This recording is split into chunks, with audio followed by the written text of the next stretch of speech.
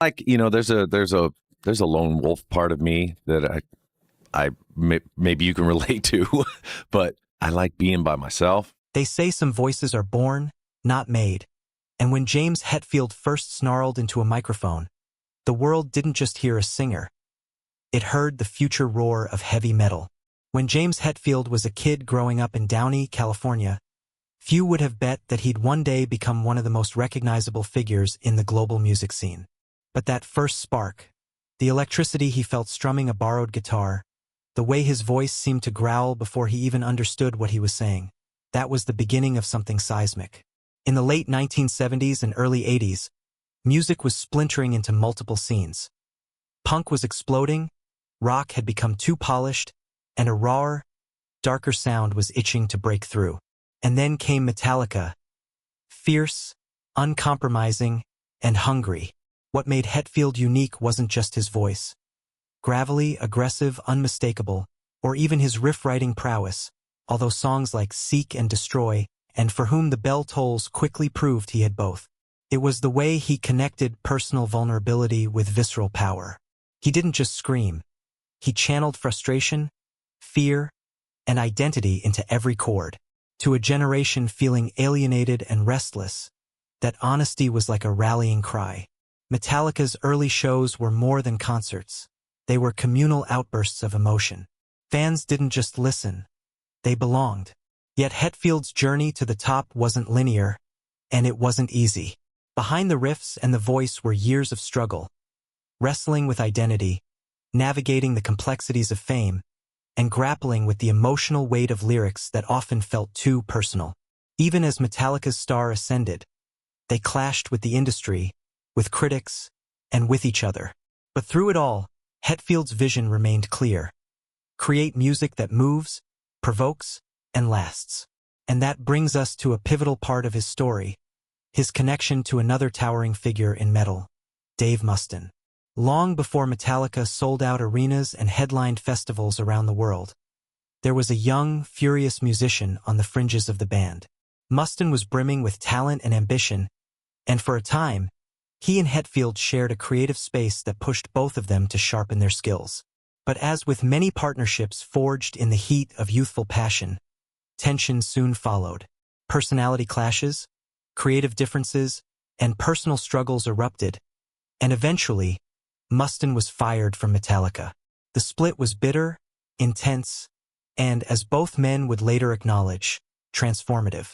Despite the fallout, that early chapter with Mustaine left an indelible mark on Hetfield. It shaped not just his musical direction, but his understanding of loyalty, conflict, and the thin line between collaboration and competition. But what really happened next? How did that split with Dave Mustaine shape not just Metallica's path, but Hetfield's own personal journey with fame, conflict, and reconciliation? One moment you're crammed into a filthy van chasing a dream, and the next, the whole world knows your name. By the late 1980s and early 1990s, James Hetfield wasn't just a frontman, he was the face of a movement. Metallica had exploded from underground thrash heroes into one of the biggest rock bands on the planet.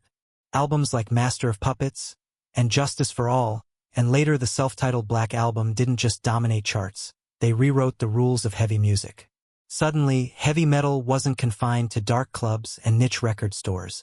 It was blasting from car radios, filling stadiums, and reaching millions of people who had never thought of themselves as metal fans before. And at the center of it all stood Hetfield, leather-clad, commanding, and more confident than ever. His voice had matured into a thunderous weapon, and his presence on stage was magnetic. When James barked into the mic, crowds listened. When he lifted his guitar, arenas shook. Fame brought everything he had once dreamed of: money, global recognition, creative freedom. And yet, it also brought something else: pressure.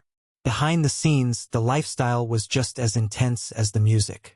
Endless touring, late nights, constant attention, and the expectation to always be on began to wear him down.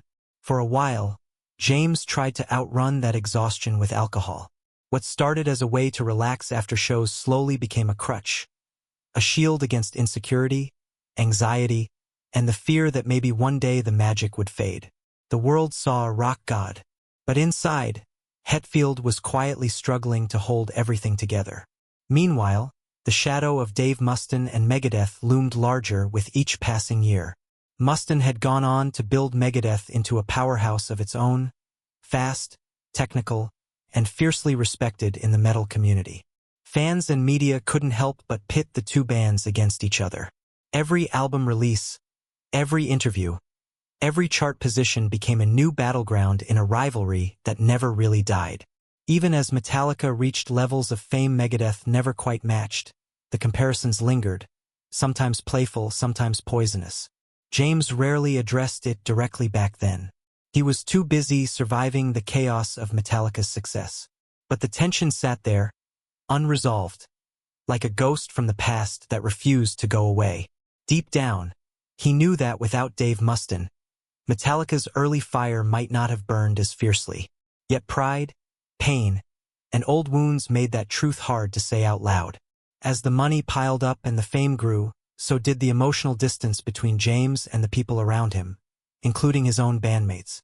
Success had given him everything, except peace. And that quiet war inside him was getting harder to hide. Because the brighter the spotlight shines, the darker the cracks become. And soon those cracks would start to show. From the outside, it looked like James Hetfield had everything. But inside, he was falling apart. As Metallica reached the peak of their fame, the pressure on James Hetfield became unbearable. The world expected perfection. Fans wanted louder riffs, bigger tours, and albums that could top the last. Critics waited eagerly for any misstep. And James, the man who had once poured his pain into music, now found himself drowning in it.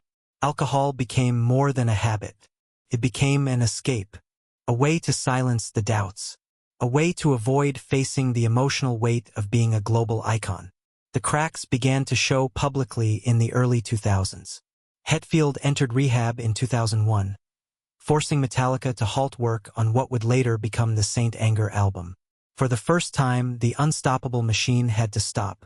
Cameras captured tense moments between James and his bandmates for the documentary Some Kind of Monster. Fans were shocked. The mighty Metallica looked fragile. Arguments flared. Trust eroded. And James, stripped of his usual control, was forced to confront himself without the numbing fog of alcohol. At the same time, the ghost of Dave Mustaine still lingered. In interviews, Mustaine openly discussed his firing from Metallica, sometimes with bitterness, sometimes with brutal honesty.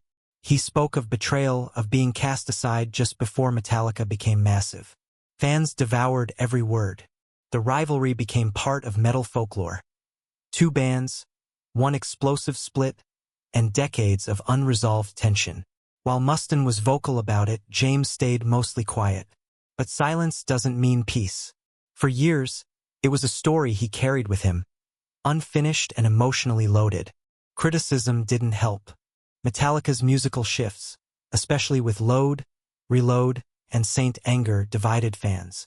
Some accused the band of selling out. Others felt the raw edge was gone. James, already emotionally vulnerable, took it all personally. To him, Metallica wasn't just a band.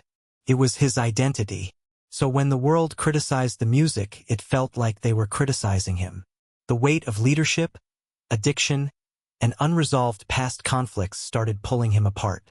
He wasn't just fighting to keep Metallica alive, he was fighting to keep himself alive. And deep down, he knew he couldn't run forever. Something had to give. Years later, when James finally began speaking openly about his struggles, and about Dave Mustaine, fans realized something powerful. The anger, the rivalry, the silence, it had all been hiding something much more human. But what happened when the noise faded and James was forced to face the truth? That's where the story takes a dramatic turn. Sometimes, losing yourself is the only way to finally find who you really are. By the time James Hetfield reached his late 50s and early 60s, the chaos that once defined his life had finally slowed. The screaming crowds were still there. The sold-out stadiums still followed. But something inside him had changed. After decades of addiction, denial, and emotional walls, James had done what many never managed to do. He faced himself. Rehab wasn't just a pause in his career. It was a reckoning. He began opening up about childhood trauma, fear of abandonment, control issues, and the emotional wounds that had shaped his anger for decades. The aggressive persona that once protected him had also trapped him. For the first time, he wasn't hiding behind distortion and stage lights. He was learning how to be honest. And with that honesty came a shift in how he viewed the past, especially his complicated relationship with Dave Mustaine. In recent years, Hetfield has spoken with far more clarity and humility about the early Metallica days. He no longer frames Mustaine simply as the guy who got kicked out. Instead, he has acknowledged something far deeper. Dave was a huge part of Metallica's early DNA. His intensity, his songwriting, and his drive pushed the band forward when they were just a bunch of hungry kids trying to make noise in Los Angeles. Losing Dave was painful, not just for Mustaine, but for everyone involved. At 61, James didn't speak with bitterness. He spoke with perspective. He admitted that fear and immaturity drove many of their decisions back then. They were young, volatile, and ill-equipped to handle the egos and addictions swirling around them.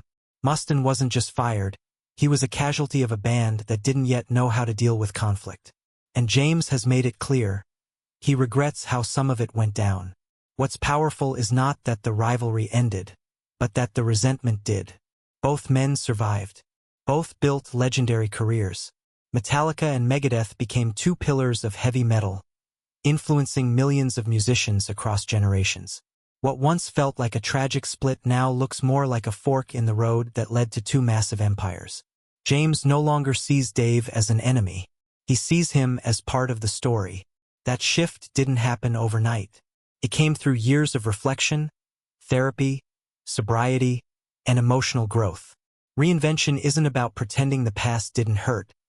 It's about learning from it without letting it define you. And now, standing on the other side of it all, James Hetfield has something he never had in his youth: peace.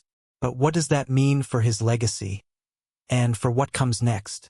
That's where this story finds its final chapter. When the noise finally fades, what remains isn't the fame. It's the truth you made along the way. James Hetfield's legacy isn't just written in platinum records or sold-out stadiums. It lives in every kid who picked up a guitar because a Metallica riff made them feel understood. It echoes in every band that learned you could be heavy, emotional, and honest all at once. But perhaps most importantly, it lives in the way James himself has evolved, from an angry, guarded young man into someone brave enough to confront his own past. At 61, James is no longer trying to prove he's the toughest voice in metal. He doesn't have to. He already changed the genre forever. What he's focused on now is something far more difficult: being real. His openness about addiction, therapy, and emotional vulnerability has resonated just as deeply as any of his music. Fans who once saw him as untouchable now see him as human. And that honesty has made his story even more powerful. It shows that strength isn't about never breaking, it's about choosing to rebuild. That's also why his recent reflections on Dave Mustaine and Megadeth hit so hard. For decades, their rivalry defined an entire chapter of metal history. It fueled fan debates, magazine covers, and endless online arguments. But now, with time and maturity, James has stripped that story down to its core. Two young musicians, one dream, painful split, and two wildly successful paths forward. There's no need for bitterness anymore. Dave Mustaine built Megadeth into one of the most respected metal bands ever. James Hetfield led Metallica to global domination. Both won, both suffered, and both survived. That's the real story. Today, Metallica continues to tour, record, and command massive audiences. James still steps on stage with the same fire, but now it's grounded by clarity instead of chaos. The anger that once powered his voice has been replaced by something deeper: purpose. And while no one knows how much longer Metallica will keep going, one thing is certain: James Hetfield has already secured his place in history. Not just as a metal icon, but as a man who faced his demons and came out stronger. Because in the end, the greatest legacy isn't how loud you were, it's how honest you became.